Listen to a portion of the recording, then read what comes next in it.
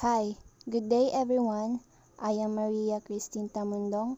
So, we're going to report the seeming apathy of the government issues with Winnie Tabora. Seeming apathy and lack of concern of the government and the public in general about deteriorating state of the various places around the country, showcasing how the Filipino live at a given time, their customs, arts, and conveniences. So, ito yung kawalan ng interes ng gobyerno at ng publiko at maaaring humantong ito sa pagkawala ng demokrasya at maaari ring magkaroon ng pinsala sa lipunan dahil sa kakulangan ng personal na makikipag-ugnayan sa mga politiko. These places are the Banawe rice terraces, the cobbled streets and Spanish houses in Vigan City, and Intramuros, Manila, Baroque churches in the Philippines, the Cagsagua ruins in Bicol, various museums, archives, and historical places in other parts of the country. Banawe rice terraces. Up in the mountains, the Banawe rice terraces have also raised the red flag, often referred to as the eighth wonder of the world. The Banawe rice terraces in Ifugao province covers 1,670 hectares of agricultural land.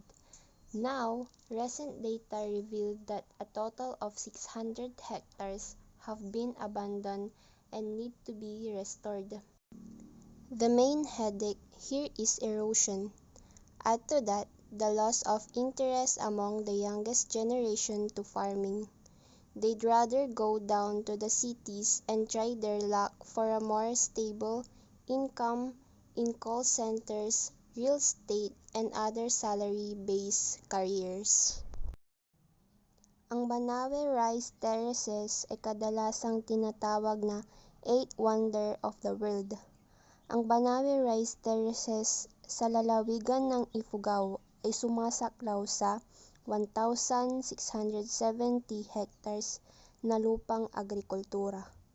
Ang pangunahing sakit ng ulo dito ay ang erosion.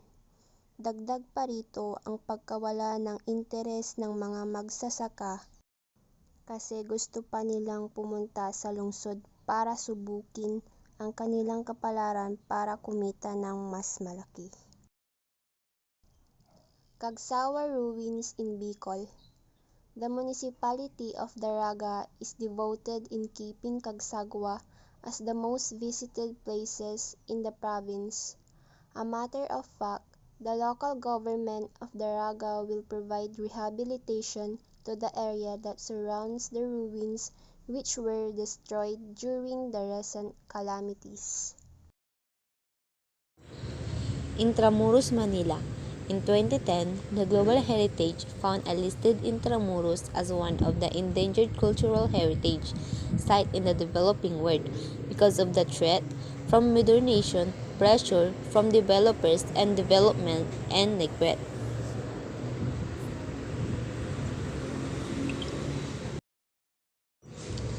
Historic city of Vigan.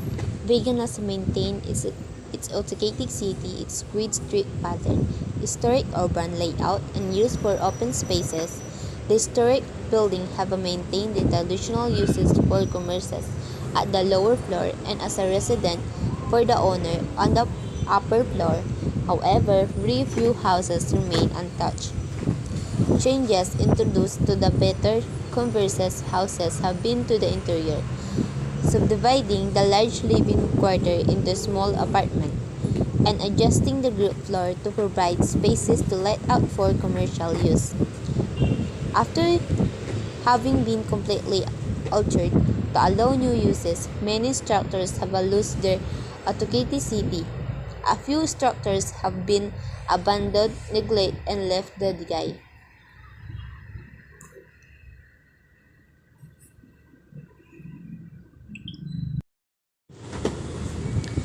The original building materials such as bricks, wood, copper shell, and lime for mortar, and plaster were obtained for surrounding area.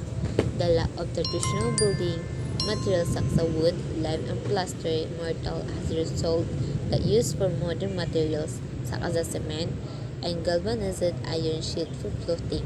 The awareness of the need to preserve authenticity has dramatically increased since the site has increased conservation practices that have been developing organically over the last 3 centuries are now being reintroduced, making use for considerable reserve of traditional building craft that have been survived.